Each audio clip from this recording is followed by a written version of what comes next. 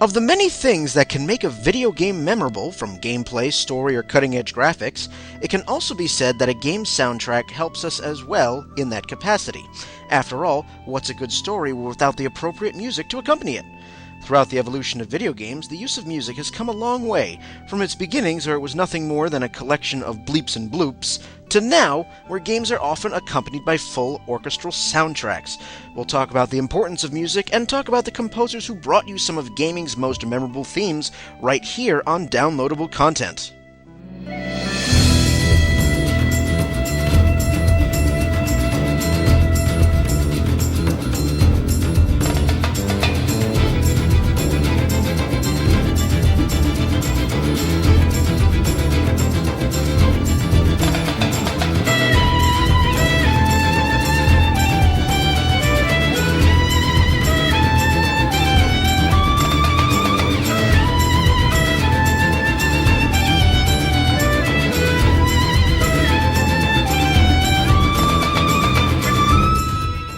Welcome, everyone, to Downloadable Content. We're going to be discussing music on this episode. I am Brian, and joined with me, we have Peter. I'm just a figment of the imagination. Never mind. Still? Yeah, well, it's like a poltergeist. I just kind of persist until... Yeah, never mind. You know, you were going so well with that theme. It was kind of like, an all hail the voice sort of thing. It was... all hail the voice. These disembodied voices. And with me also on this episode, we have a Shanna. Hello, I am a Shanna. What is a Shanna? It is... What is it indeed? I don't know, I can't think of something really awesome to describe myself, so I'm just a Shanna. No one's got a Pokedex? No, I was supposed to have one made for me, too. I was supposed to have my own little Pokemon card. Oh, depressing! I never got one. That's absolutely depressing. So, on this episode, you two and we will discuss video game music and the evolution thereof. I find video game music to be particularly important, given that I think it certainly adds to a game's memorable sort of status, if you will. It certainly helps cementing that game in your memory. Oh, yeah. Especially when you hear a theme that you could recognize at the drop of a hat. Themes that you come out of the womb already knowing. It's... they're just these things. And if you want to throw in your suggestion, your comments, whatever, after you hear this episode, you can go on to Downloadable Content's Facebook at facebook.com/downloadablecontent or on Twitter at DLContent. So, we will start, like we usually do with these things, we will begin at the beginning. Talk about the beginnings of game music, starting with the NES, maybe even a little earlier, when video game music was just a series of bloops and blurps. I had an Atari for a little while, and an NES. The only thing the Atari computer, the Atari 2600, not really so much, in the way of music. It just wasn't really there. Really, the only thing memorable about it was the Pac-Man theme. I vaguely recall Pitfall 2, not the original, but the second one I thought had a running soundtrack. Pac-Man, that 10-second blurb you hear at the start of a new game. It's, again, that was the only really memorable theme, and it still is, 30-plus years later. So, that's saying something, that 10-second piece of music has managed to last. It's quite remarkable, actually. I never owned, Commodore 64 or any of those systems. I had a Commodore 64 growing up. It actually had a sound system that people would try and compose music on. Dan, if I can remember what they called the sound system, but I remember it was just basically you're manipulating 4 different waveforms using adjusting the length and pitch and other attributes to create unique sounds. Really wasn't, it was, as with anything in the period, it was very primitive. Yes. I mean, then, I wouldn't really be exposed to music in video games until the NES, which, of course, you have to talk about the original Super Mario Brothers. You have to. Again, one of those pieces that you come out of the womb knowing is the original Mario Brothers theme. It's just... That and I always love the da da da da da. The underground levels, yes. Yes. Trying to create that feeling of ominous. Ooh. Blue-green Goombas, help. Police, murder, and even the music of the castles, the fourth board in every world, or even the underwater world at World 2-2. God, I still remember that. I feel like that's the first game I remember having victory music too. Yes. Like when you reach, the castle and you hear that little, that little fanfare. It's like that's the first memory I actually have of actual victory music. It's accomplishment. Yeah. It's like, yes, you got rid of Bowser, and only to find out that your princess was in another castle. Yeah. But you heard it 8 times, and it was like, yes, victory. Even at the end of a regular level, after you slide down the pole, in which I'm surprised Mario never got severe burn after sliding down that pole. And the little fireworks going off at the end of the level, depending on, how much time you had left at the end of the level. But again, very, very memorable stuff. It still goes on 26 years later. Yeah, 26 now. I remember, some of the music for NES, other memorable tunes. Obviously, The Legend of Zelda. That's one that stands the test of time. The overworld theme, it's still used. It is.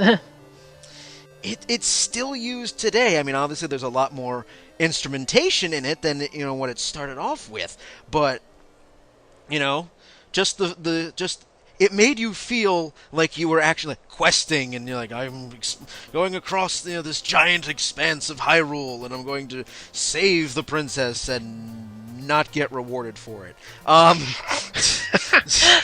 I sense a running theme here.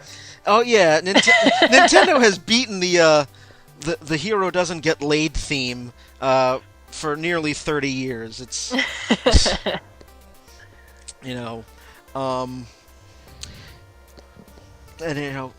and even The Legend of Zelda was a gold cartridge, so it even made you feel like a adventure, boldness, action, killing things, and Octoroks and things. That's true. It was. I forgot it was gold. Yes. Yes, it was. That Zelda 2 was also gold. I remember that was the first game I purchased for my NES. Legend of Zelda? Yep. My NES did not come with Super Mario Brothers. I had one of the later versions for the NES. Ah, okay. Nintendo in its practice of giving games with the system. It was not universal. They did it with, you had choices. Yes. I did get Super Mario Brothers later, but my first game actually for NES was Legend of Zelda. Very nice, very nice. Another that sticks out in my mind for the NES, and, as well as the Game Boy, Tetris. Oh, Tetris and Game Boy were made for each other. Yes, they were. Oh, yes. Just the Type A theme, and again, they still use it even in current Tetris games. Do do do do do do do do do do do. Yeah, nice of them to steal from Russian classical music. It's They can. It's not copyrighted. Yep. That's what happens when you use works in the public domain. It's a beautiful thing. I mean, and given that Tetris was made during communist Russia, It still sticks out in my mind, and the fact that it gets faster in the NES version of Tetris, the music got faster as you went up the screen. They didn't do that for the Game Boy version, but it created a real sense of panic. Yeah, it definitely did its job. I'll say that much. Like, you feel your pulse racing all of a sudden. Not as bad though as the 11-second left until you die music in Sonic 2. Oh God, I think that I swear if I ever find myself drowning, that's what I'm gonna hear. And you'll have to race to find the nearest air bubble. Yeah, I need to find a bubble, or like Tails needs to actually swim down and get me out of here, which he never did that, but Oh no, he never hit he never hit the water if he was playing as the computer. So never did. Didn't want to get his fur wet. But any other NES games that particularly stick out in your mind in terms of music? Oh, I have to think, because I haven't played NES in so many years. The Metroid music always stood out for me. Oh, yes. It was always really cool and, like, sci-fi-ish and kind of, it had that whole, like, that whole sort of, like, spacey feel to it. I always thought that was cool. Metroid, I really impressed me in its day for just the kind of game it was trying to be, the science fiction and shooting adventure. And Nintendo's done a really good job in keeping that series going, through its different iterations. I'm particularly very happy with the way how Metroid came out on the Wii. Yeah, I've been playing. I started to play Other M, and I know that one's gotten a lot of schlock for other reasons. But I agree. I like just referring to Other M, but they also put out Metroid Prime 3. I haven't played and they also had the re-released in the entire Metroid Prime trilogy on the Wii, so you can use the Wii controls and widescreen view. Ooh. Yep. Cool. And I'm very glad that a lot of these classic themes ended up getting these early Nintendo themes got resurrected with new orchestration for, say, games like Super Smash Brothers. I love that.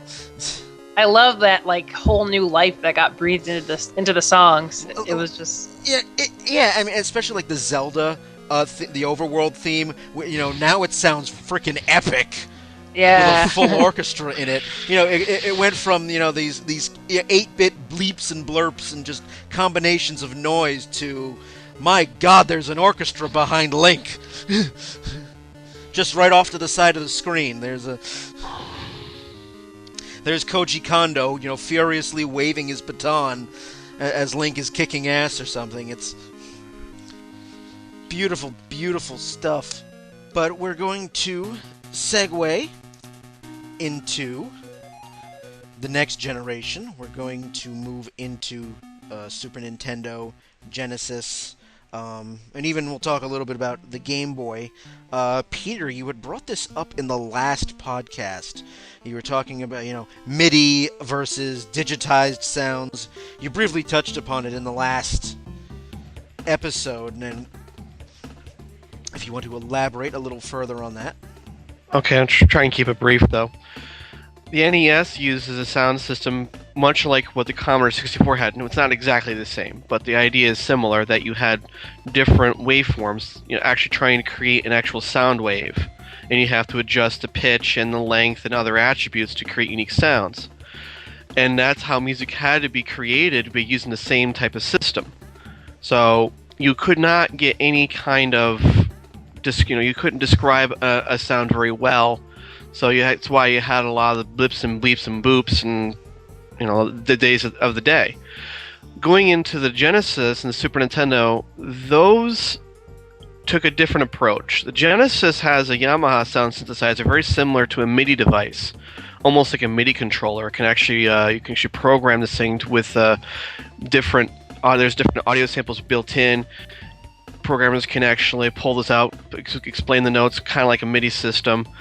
The limitation, of course, is that because all the sounds are pre-hardwired, you can't create new ones unless you want to use the digital sound system, which takes more resources away from the computer.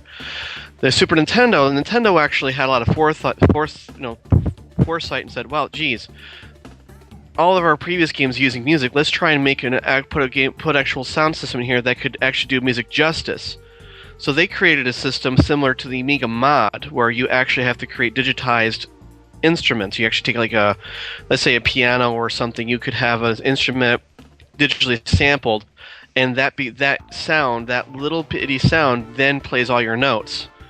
Similar to the mini messaging of how the notes are laid out, but you have to provide the sound itself. It's not there for you like the Genesis. Okay? Now, keep going. I'm saying, so that's why you find why the Super Nintendo actually had, in most cases, superior sounding music. And it's also had a low-pass filter, but now I'm getting real technical now. Yeah, now you're getting into the real audiophile, stuff of... Now, I just have a question, though, since I don't really know the technical specifications of those systems too well. Now, I know the systems themselves had built-in sound chips and whatnot. Did the cartridges have sound processors or sound chips as well? I'm not sure. I know in the days of the NES, the majority of the extra processors put in the cartridges had to do with memory management. And I know that in the Super Nintendo, the Super FX chip, obviously being the most famous add-in pack-in processors, was meant for actually creating three-dimensional calculations to improve upon, so you can actually do more than just two-dimensional sprites. And also, it's just a general second processor to help crunch more numbers. I have heard of there was another processor used in games like Mega Man X. I don't know very much about it. It sounded like I think it was called DSP. I mean, where I come from, DSP stands for Digital Signal Processor. Maybe this processor did help us sound, maybe not. I honestly don't know. But okay, go on. Yeah. So from what it sounds like, you're saying that between the Super Nintendo and the Genesis, Genesis was much more MIDI oriented. The Super Nintendo tried to move beyond that, try to sound it as realistic as they possibly could, given the technology. Yes, I mean the Super Nintendo could not do full digital sound. Well, actually, I take that back. Yes, it could, but not do it the justice that we can do today. And restrictions in cartridge capacities, you would not get full digital soundtracks. But this method of using digital, what they call patches, instrument sounds, so you have a baseline sound instead, and then use the MIDI system to define the notes, combined was a superior approach than what the Genesis had, because the Genesis had sounds were already predefined. You couldn't change them unless you wanted to actually. You couldn't change them in the audio bank itself, but you could use its sound system to add more sounds and mimic that style at the cost of more RAM and other source resources. All right. Even so, the bigger cartridge capacity of the Genesis and the Super Nintendo allowed for much better sound quality. They're just plain and simple. Well, they also had better sound systems than from the 8-bit days. That too. It was just how it worked. But now, getting to some of the more memorable themes of that era. I mean, again, before I jump into Super Mario World, because that seemed to be the de facto, again, best top-selling Super Nintendo game of all time, Super Mario World. But I want to talk a bit about Final Fantasy 4 and 6. Bring it on! If you want to talk about Final Fantasy IV, there needs to be a discussion of ActRaiser just very briefly, because you're talking about games where all of a sudden you have what sound was imitating an orchestra, real music with real feeling, and that you can actually get into now, because it's not just they're trying to go beyond the bleeps and bloops of the old days. Final Fantasy 4 and 6 in particular. Yes. I mean, I didn't play these until they were re-released for the PlayStation, but these were the Super Nintendo ports, so what I got to hear was pretty accurate. I do remember, especially 6, trying to go operatic.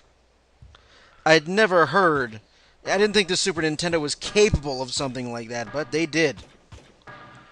It was so oddly cute. It was like this weird little warped sort of thing, but it worked. Warp? You know, it was the first time. Huh? I don't understand. What do you mean by warp? It worked. Well, it was like, because I'm talking about, the famous scene where Celis is up and she does the, the opera. the play scene, and they actually simulated like an opera voice. Wasn't very good, but it was a lot better than we had before. Yes, it was. It was just absolutely beautiful. A lot of the music for Final Fantasy VI in particular was beautiful. That's one of my favorite soundtracks of the Final Fantasy series. Is 6. Just, beautiful stuff. I actually can't think, and there could be others, but I can't think of another Super Nintendo game off the top of my head that actually did try to imitate a chorus sound. No, I can't think of any either. At least not right off the top of my head. Also, let's see, what other... Sonic the Hedgehog for the Genesis. Oh, man. Sonic the Hedgehog for the Sega Genesis. How could you not have, what can I say? It's among some of my favorite video game soundtracks, because Sonic was trying to break the mold anyway, with Sega, trying to be cool and hip and fast and sleek and a lot of the music had like jazzy or funky or even hip hop sort of overtones to it. Yes, depending it did. on the level. Like, I believe it was the Mystic Cave level in Sonic 2. I've heard that remixed. I've heard a lot of those sounds, those music remixed. But yeah, it wasn't, the bright and cheery sort of music that we came accustomed to with Mario. This was something new and sleek and, cool hedgehog and, fast and, very, very interesting. It kind of made you just want to, run as fast as you possibly could. Especially, go ahead. Especially when you got the Hotfoot power-up. And it went faster? Yes. Well, when Sonic went faster along with the music. Right. I actually have a personal story about the music from Sonic. It's kind of funny. But when me and my cousin, when we were kids, we used to play Sonic all the time, and we actually wrote lyrics to the songs when we were little. Aww. Just goes to show how great the songcraft. I mean, it was pop music, and like we would like sit there and listen to the music in the options menu and make up lyrics to it and like sing these stupid lyrics. I don't even remember what they were about, but like we would sing these stupid lyrics along as we were playing. It was, I mean, who knew? Who knew that was even possible? That is awesome. And it was the early 90s, so we were, we didn't care. No, we didn't. We didn't care at all. I always liked the casino music too. All those casino levels. Oh yes, I mean I love Casino Night. Carnival Night in Sonic 3 I'm waiting for clowns to just pop out. It's almost circus-like. It's absurd. But again, it was so it sounded like a DJ mixed it. It was such a cool track. Yes. Like, good stuff. A couple more games I'll briefly touch on before we shift. Chrono Trigger. Aww. Chrono Trigger. Some of my favorite music in Chrono Trigger is Frog's theme, funnily enough. Because it sounds so goddamn heroic. This is Frog. Frog is heroic. Yes, he is. Frog is very heroic. He is probably the strongest amphibian I've ever played. It's a... Just putting it out there. That frog can be part of my party anytime. Sword wielding... Yeah. The last game I will touch on is Donkey Kong Country. Because as soon as you hear the opening notes of the intro, do-do-do, do-do-do-do, you're in for some fun. It's explosive barrel riding, stomping, banana grabbing action. And it sounds like it was concocted in the jungle too. It definitely fits the ambiance of the game. I actually think that in Super Nintendo, during at least this era, Super Nintendo Genesis, music was now trying to evolve into something more than just being background noise. They were trying to evoke mood and setting. That I totally agree. I feel like it plays such a bigger role in the overall experience. It sucks you more into the game. I agree completely. Peter? Well, I think they were trying to do the same thing in the NES era, but the technology just really couldn't do it justice. Because you ever hear some of these old songs that were remixed with modern techniques, and they're really fantastic sounding. They are. You know, when you take NES themes and reorchestrate them, I mean, for example, Final Fantasy 1, sounds really shitty on the NES. But yes, then it does, but it sounds pretty good when you have it remixed. Yes, it does. Especially when you had Final Fantasy Origins, the PlayStation re-release. They cleaned it up. Sounds really, really good. And that, my friend, will be the segue into the next, the last thing we'll discuss in this first half, the recent and current generation, starting with the PS1, GameCube, to now. With the jump to CD-based media, you now have the ability to throw down full orchestral soundtracks. Yeah, you actually now had the ability to use CD audio tracks. That was the first wave of the new audio, type of music. They would actually use actual CD tracks. You could take a game with one of these tracks and plug it into a regular CD player, skip track 1, that's the data, and then you can play tracks 2 through whatever. It's like having a soundtrack already on your CD, which is technically what it was. Some games did have that wonderful ability. I know Mortal Kombat Trilogy had that nifty feature. Right, and then from there they went to streaming audio, which is what you can't play in a regular CD player, but you also save space. Yes. And I also think it was probably around this time that really, now that you could lay down, much improved quality of music, you really could use music almost as a plot device for some of these games. I mean, take the early Resident Evil and Silent Hill, in which the music was there to specifically scare the shit out of you. I mean, of course, you still had your lighthearted tunes. I mean, you had games like Spyro, in which, very happy sort of platform-type music. But again, now you get to the later Final Fantasies. Final Fantasy VIII was probably the first game that I can recall in which I heard, for the first time, a fully orchestral soundtrack in it. The opening... Wasn't that opening epic? The opening CG for Final Fantasy VIII was completely orchestrated. I'm going to have to date both of you, because... Go on, Tella. Go ahead. Go on, Tella. Yes. First one I can think of would be Lunar 2, the Sega CD. Ah! Okay. A system I never owned, so... Not very few people really did. Honestly, there wasn't a lot of good stuff on it. There were a few gems, Lunar 2 being one of them. Lunar 2 got re-released for the PlayStation later. With the soundtrack was remixed a little. I actually like the original Sega CD version better, but even on the PlayStation, it was still pretty good. Not bad at all. I mean, I'm just gonna start throwing out some of the themes I remember the most. Final Fantasy VII, that's a given. I think that was still technically MIDI, even if it was still streaming in the end. I think it was originally composed with a MIDI system. It was It just doesn't sound... Go ahead. It was deliberately... when Uematsu wrote the music, he specifically wanted to use the PlayStation's built-in sound chip. Okay, so that was a MIDI system of sorts. He wanted to exploit the system capabilities, so that's what he did. He used the hardware in the console itself. Metal Gear Solid. Snake's theme still gives me goosebumps when I hear it. Halo for the Xbox has a beautiful music, especially its opening.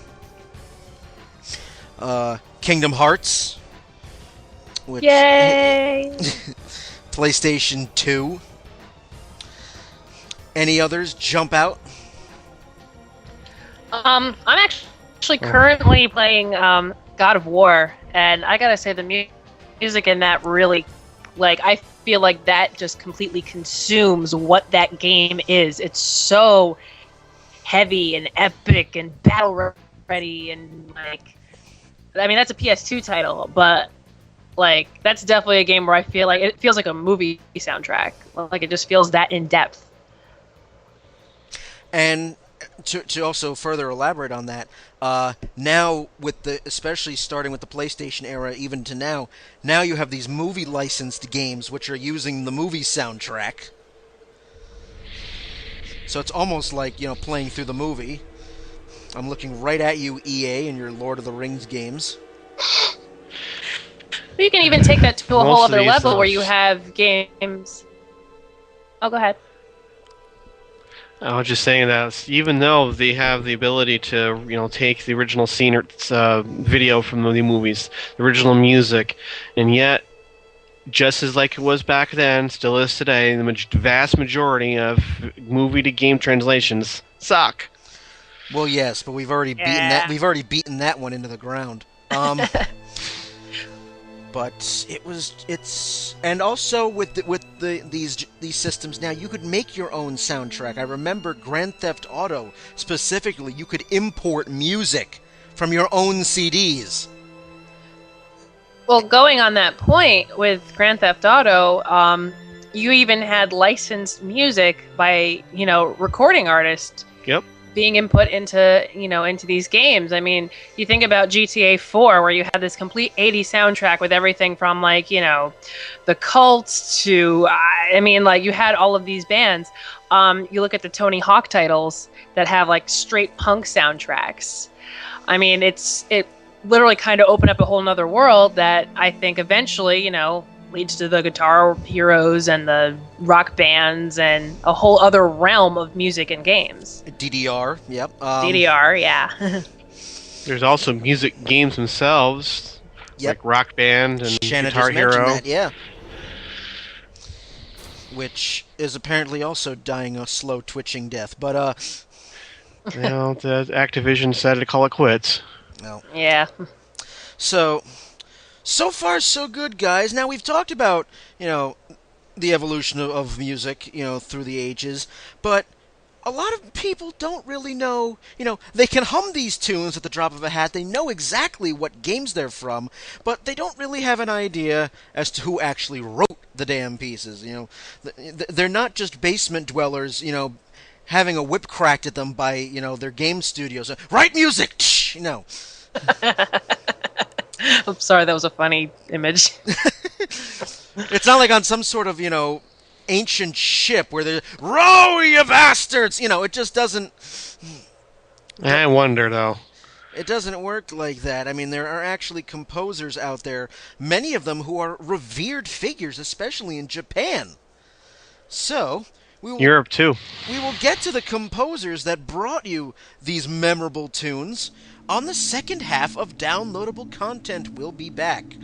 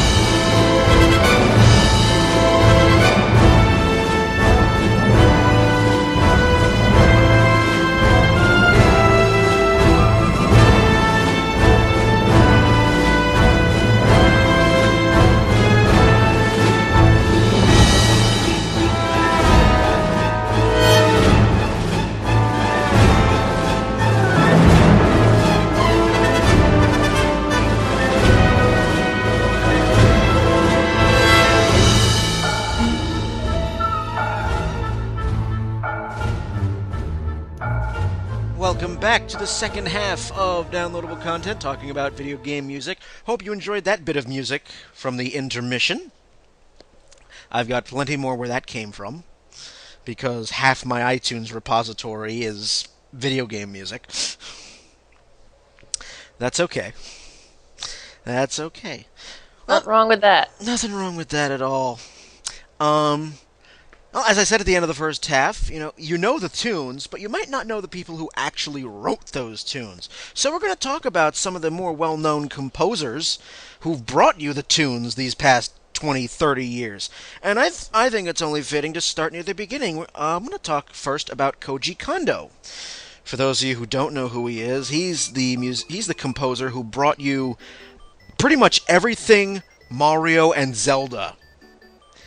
If you've heard a Mario or Zelda tune anywhere in the past 25 years, almost very likely it was written by this guy. Shake that man's hand. Bow to him. Something. If you ever meet him, he is the one that has brought you the Zelda Overworld theme and the classic Mario themes.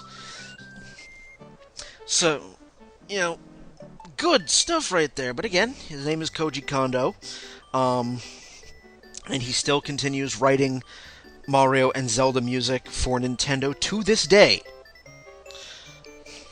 I will say he definitely knows what's catchy. Oh yes, that stuff sticks, and it sticks hard. It is. It's like an earworm. You'll find yourself humming a theme, and you're like, "What the? Oh!" It's almost like the damn Inspector Gadget theme. It just works its way into your head. Funny you mention that. I just listened to a ska version of that on my way home.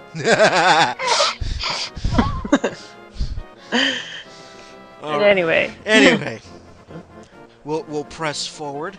Another composer. And Peter, since you probably know the most Japanese in this panel, correct me if I somehow butcher these names. I took 1 year in college. We'll see. That's more than me. You can at least give it a better. You can at least pronounce them better than I can. Well, you got the first one right, Koji Kondo. That would be the correct pronunciation. Good. Well, Japanese is tricky because sometimes it's not. It doesn't sound as it looks. It's not only that, but the language is very subtle and can be a tongue twister for an English speaker. So, all right, we have. I'm going to switch to Yasunori Mitsuda.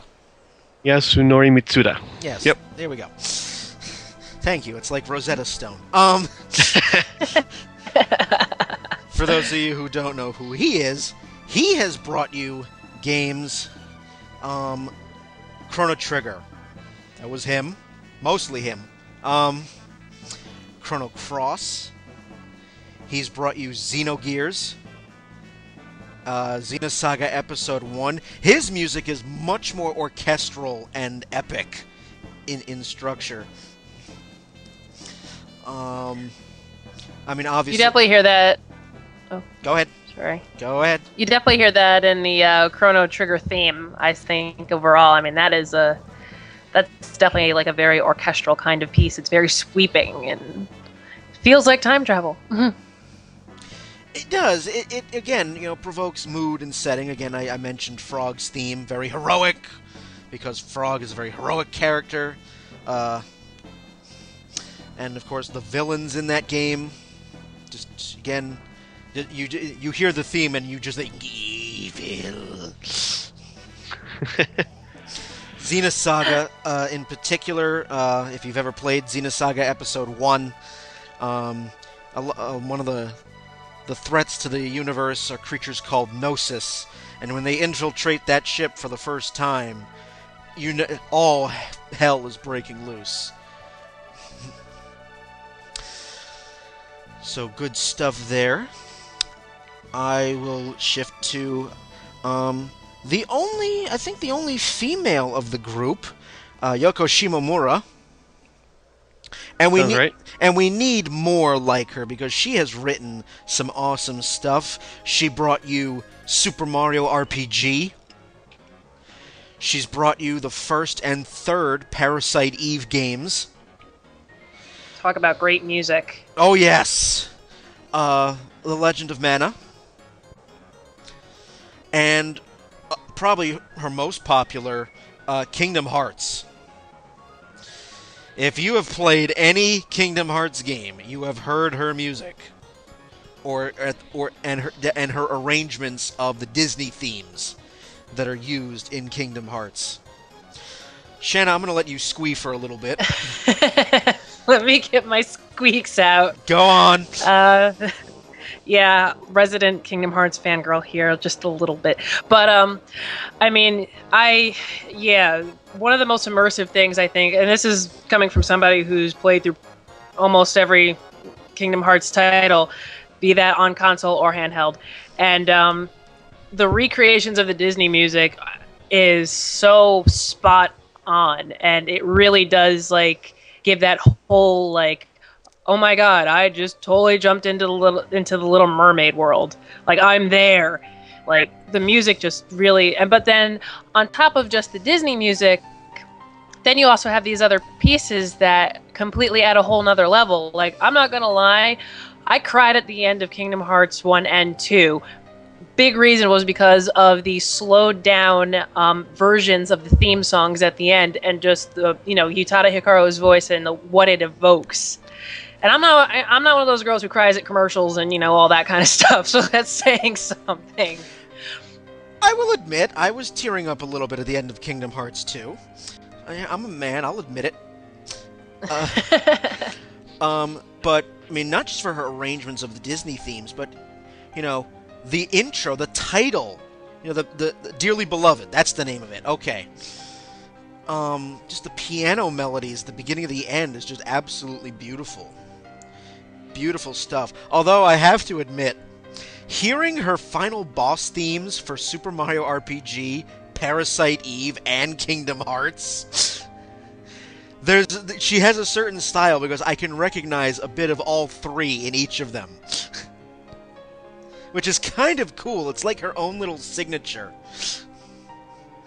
That's what ties it all together. It's an instrument. It's some of the way the instrumentation is. Even in Super Mario RPG, where you don't get away with orchestral sounding music, but it was still Super Mario RPG was just a fun romp, and the music helped that.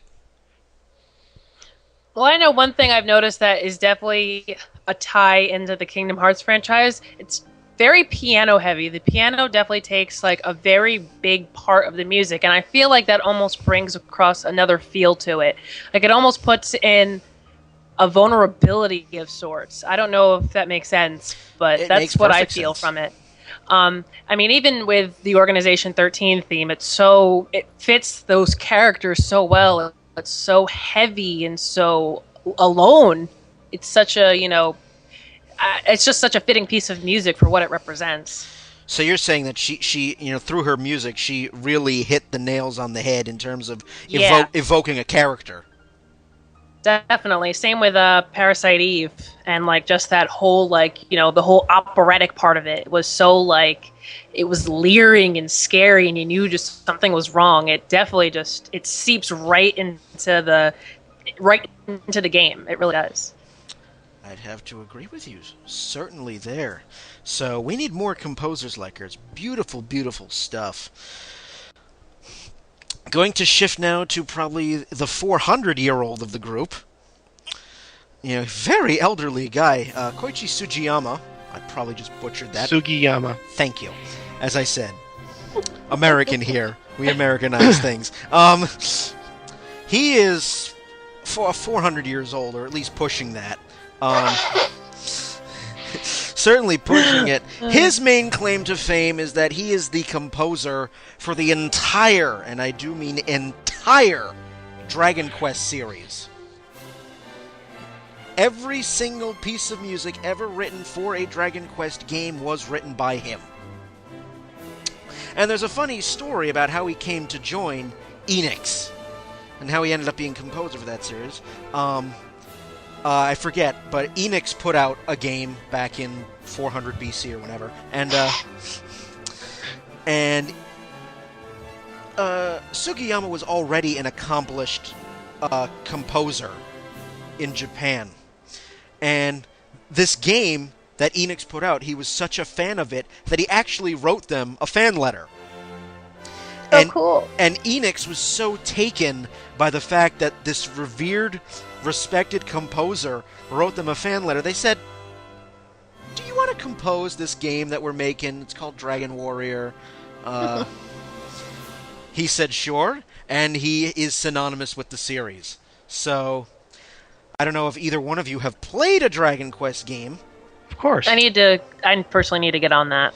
But every opening, he has the overture, which is the most memorable theme for me, because it's what he uses to open every single Dragon Quest game. It's a loud, brash, happy, let's go adventuring fanfare, loaded with brass, and beautiful stuff. He is such a revered composer in Japan that I don't know if they still do it now, but definitely in the 90s there was orchestral video game music concerts just for Dragon Quest alone, just of his music. They hold video game music in very high regard in Japan even to this day. And they are constantly holding concerts. I wish more of them would make it over here and not just in the West Coast. Yeah, I could definitely use a bit more of that. I mean, really.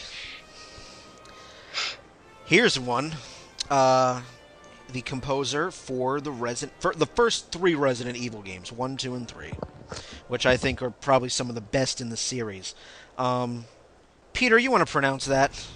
Masami Ueda.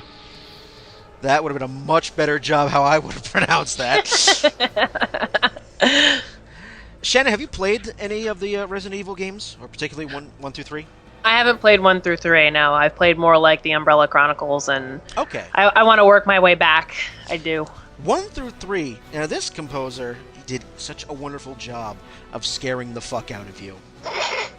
Because if you want to talk about music setting mood and tension, this is it. Along with Akira Yam... Oh, what the fuck? I just lost you. There you go. The composer for the Silent Hill series. Now if I can just move this dialogue box out of the way, I can actually see it. Akira Yamaoka? I have no idea. Where? Number 16. Yamaoka? Is that how you say it? Yeah. Yamaoka. Akira Yamaoka. Thank you. Both... I just gotta take it slow, but yeah.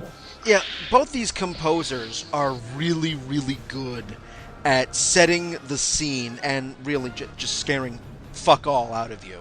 It's, they make uses of loud, sudden noises. Just you'll be walking through and suddenly, zombie attack, and suddenly the music just changes, and you're just like, throw the controller at someone because you're scared absolutely shitless. That's a technique that's used in, even horror films. I just read an interview with the composer who worked on, or maybe not composer, but the guy who did the music for the Halloween films. Okay. And, that definitely takes a certain kind of skill. It's all about, that anticipation or no anticipation at all, which makes it hit even harder on the part of the player or the viewer. I certainly agree. It's just, good stuff. When you're listening to it on a soundtrack as a disc, it doesn't, scare the crap out of you. But when you're hearing the music in the context of playing the game, it adds a whole new level of creepy. It's beautiful stuff. Absolutely beautiful. We move on to the composer for the first 2 Sonic games. Probably the more memorable in terms of music, these early Sonic games. Looks like that's Masato Nakamura. Masato Nakamura. Looks like that's how it's pronounced. He did the music for Sonic 1 and 2. My opinion, 2 probably has the best music of the series.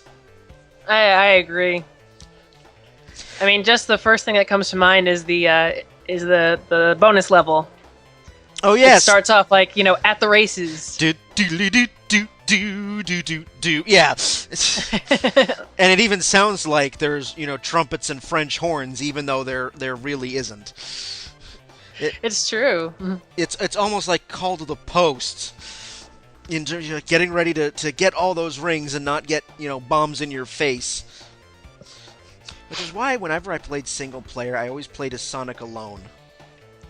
Because Tails would get in the way, because they hadn't had the timing quite right yet, where, when you moved out of the way, Tails moved with you at that exact moment. It would be Sonic moves out of the way, and then Tails half a second later, but that half second would be enough to get rid of all of Tails' rings. Happened to me all the time. Yeah, once I realized there was an options menu, I'm like, okay, Sonic alone. This is crap. Tails was like, "Oh, look, a bomb. Can I hug it?" Every single time. Yep. Oh, bomb, I want to eat you. Things like that. But, all Friendly little fox. all the music you heard in Sonic 1 and 2, the boss theme in Sonic 2, every time you faced Robotnik, still just absolutely classic. Absolutely beautiful. A standout track for me was also always original Sonic, the Marble Zone. Oh, yes. All the lava and everything, but like I think it's because I found that level so frustrating. The music seemed to kind of echo that. I don't know what it was. It was always like very, like kind of foreboding. I don't know if that's the right word. Okay, But... I'll give you that. Although I didn't have that, trouble with Marble Zone. My hardest level ever in a Sonic game was the Chemical Plant Zone from Sonic 2. Oh, really? It took me about 5 years to get past that. Once I realized that, oh wait, you can get out of the chemical sludge after it rises. Yeah, just keep going up. Yeah, it's something that apparently took me years to figure out. I'm 6 years old. I couldn't grasp this concept. And then once I did, I went, really? Really? That's all I had to do? I was overthinking, even at 6 years old. We will move on to something a bit more violent. An American composer for once. Hey, can you pronounce his name? Nope, sorry, I can't. I think it's Dan Forden. Dan Forden, if you're not familiar with the name. If you've heard a piece in Mortal Kombat, chances are it was by him. He's been the composer for most of the Mortal Kombat series. Another one that's... Such sludgy music. Such sludgy? Yeah. Define sludgy! It's always been, it's Mortal Kombat. It's like, it's probably one of the darkest, most, it's one of the most brutal versus games of all time, combat games. And I always found the music to be so, kind of low and creepy. Let's just put it this way. You didn't hear Chun-Li's theme in that. No, it wasn't Street Fighter, whereas, upbeat, much more upbeat, things like that. No, happy DJ music from Jamaica. No, every song in Mortal Kombat was kind of very low Doom. And very doom. Very doom. Yeah, a whole lot of... Well, especially in the early games where they were trying to make it actually sound somewhat Japanese. Mm-hmm. And then later on, they just dispensed with that. They said, okay, enough of this. Bring in the electric guitar. I remember even I think it was the level with the subway. Even that one sounded like it was kind of on the bad side of town. Yes, it kind of had a Streets of Rage sort of feel to it. It was sort of thing, just like, oh, you don't want to be here. This is like exactly. It's like New York City you better subway hop after on the 6 dark. train. Yeah. you better hop on that 6 train and head uptown, like that kind of sound. Yeah. One of those. And let's see, we'll move on to not an American, but we have a Brit. Harry Gregson Williams. He's predominantly a film composer. He's done the first 2 Narnia movies. He's done the Shrek movies. Oh, he did Shrek? Yes, he did. Shrek was him. Oh, cool. Harry Gregson Williams, but he's known in the video gaming world for Metal Gear Solid. Metal Gear Solid 2, 3, and 4 belong to him. And, you know, even though I don't want to join the army, but every time I hear Snake's theme, I just kind of want to stand to attention. Very militaristic sounding, you know. Every time I hear his music, I just think of the, you know, the Go Army commercials or things like that. Be all that you can be. Yeah, but a lot of it sounds very, very sad as well, especially... I mean, Metal Gear Solid is not a happy series at all. Not a lot of happy moments. And he does a very good job of getting that across. And I think the last composer we are going to close with, I feel, we've saved the best for last, is Mr. Final Fantasy himself. Nobuo Uematsu. Slap myself. There we go. Nobuo Uematsu. It's that OU combination that trips me up. Always. I see that and I just kind of slur my way through it. Well, English doesn't have a lot of words that have 2 vowel sounds proceed, one after another. But Japanese has it all the time. Yes. That's where the tongue twisting comes in. Mr. Final Fantasy himself. Has that man created some gems? Oh my God! This man has made me weep so many times. Final Fantasy 4, Final Fantasy 6. You mentioned Final Fantasy 7, Final Fantasy 8. He did others. He did by himself. He did the music from 1 through 9. Then he had a team with him for Final Fantasy 10 and 11. At that point, I think he left Square, and now he's a freelance. He contributed 1 theme to Final Fantasy 12, and it sticks out like a sore thumb. He did nothing for Final Fantasy 13, and he's doing the music.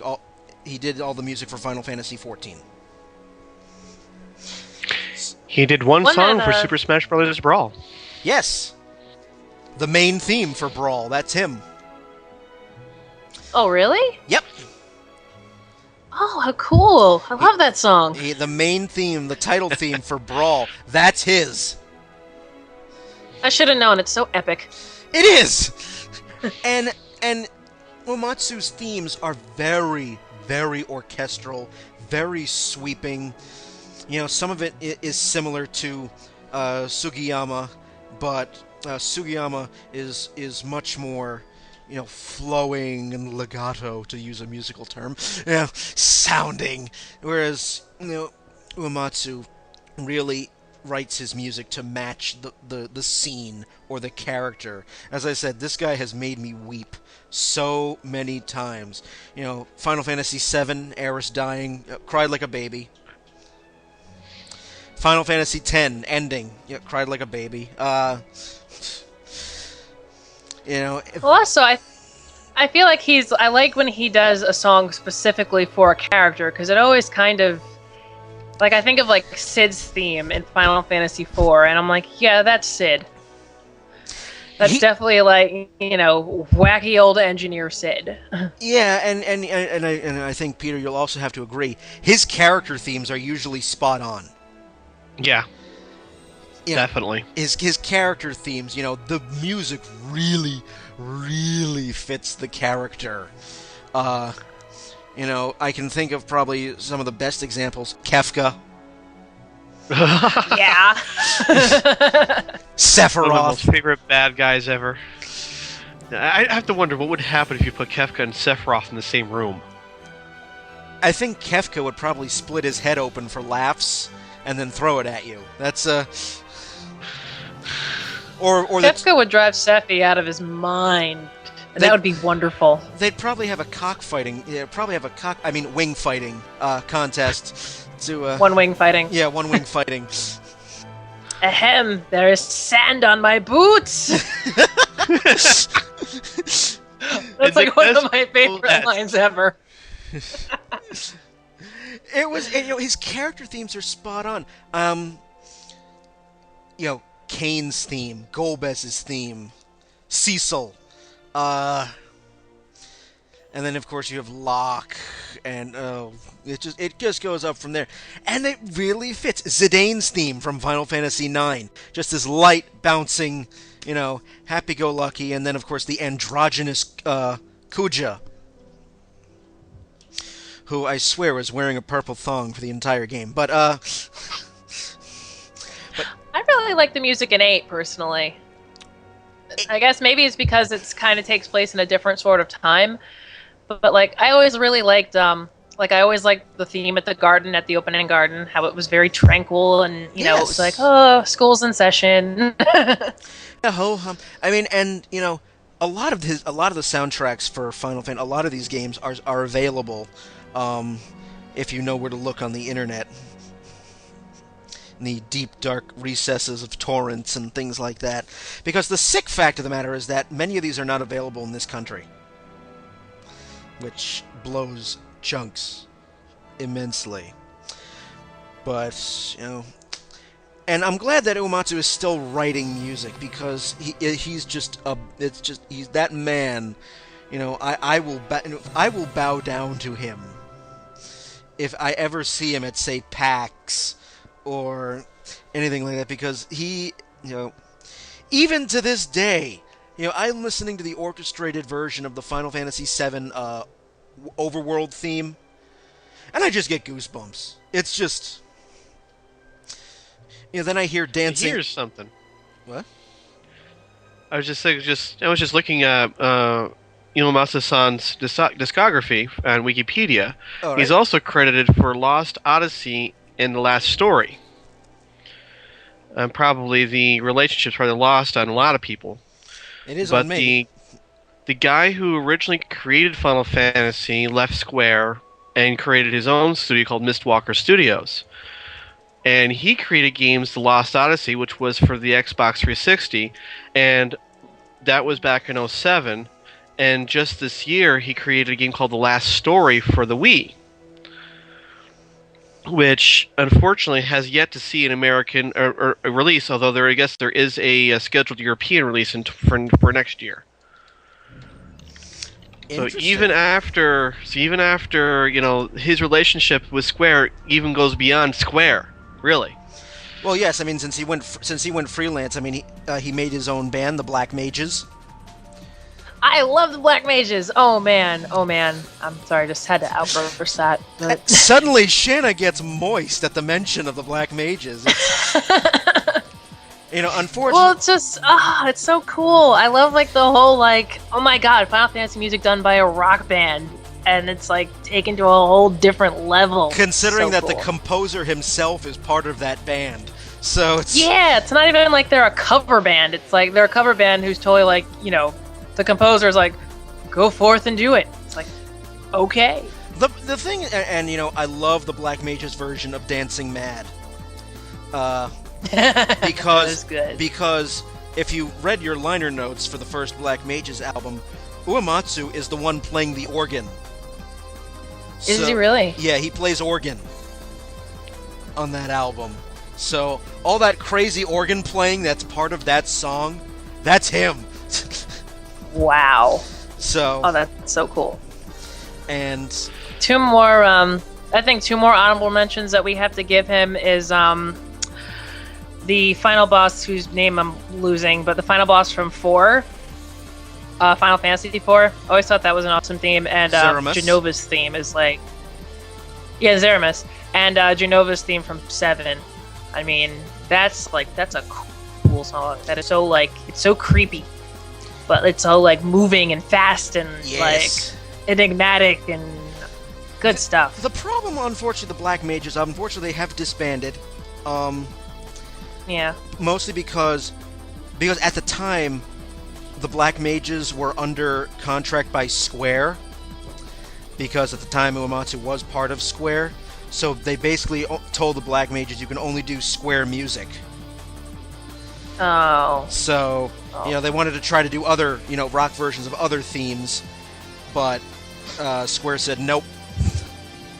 So they eventually split up. But we got 3 very good albums out of them. So that's what we have. So, as we're going to wind down here, we do have, I don't know if you guys have ever heard of them, but they are growing, their fan base is growing, the Video Game Orchestra, which is based in Boston.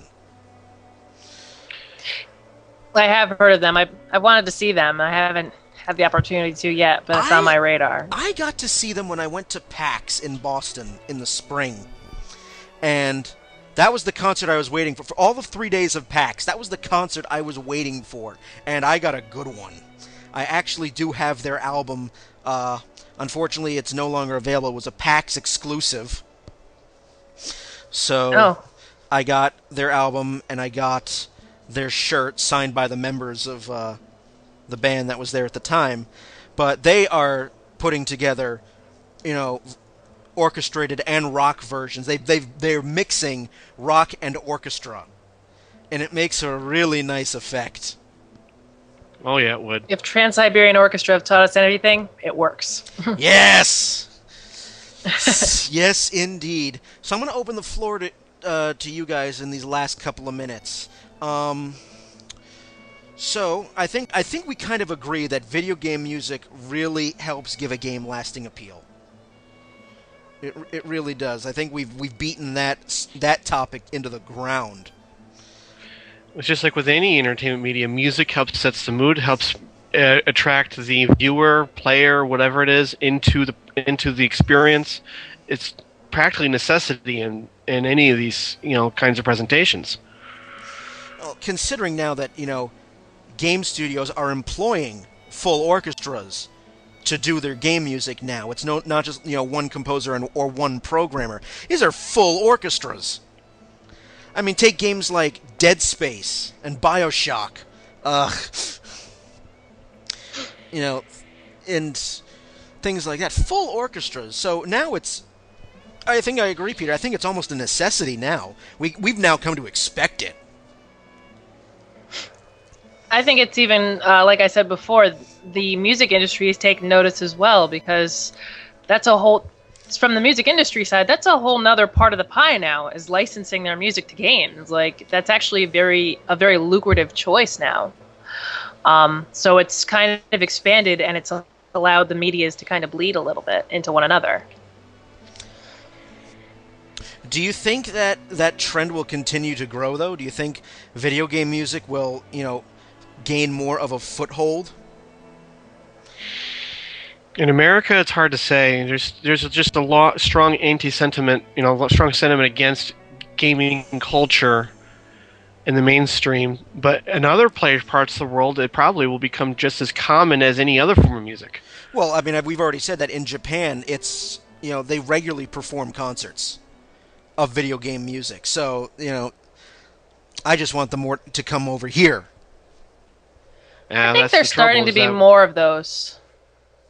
I think so. I'm glad we have Video Game Orchestra, an East Coast group, finally.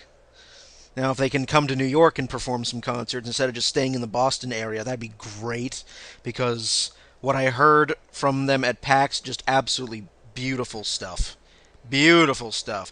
You guys heard a bit of it if you downloaded and listened to the recap of PAX early on this year. The Chrono Cross theme that I used was their arrangement.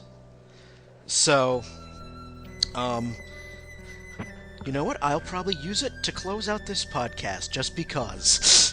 Just because just you can. because Why not? Just because I can. So, by no means was our list of games and composers exhaustive. If you want to give us your favorite video game themes and composers, let us know after this episode is done. Go on to our Facebook, facebook.com/downloadablecontent, or on Twitter at DLContent, and let us know. We'd love to hear it. And so, I would like to thank Peter and Shanna for their wonderful talk about this wonderful, wonderful subject. And on that happy note, we will see you next time. Have a good one, everybody.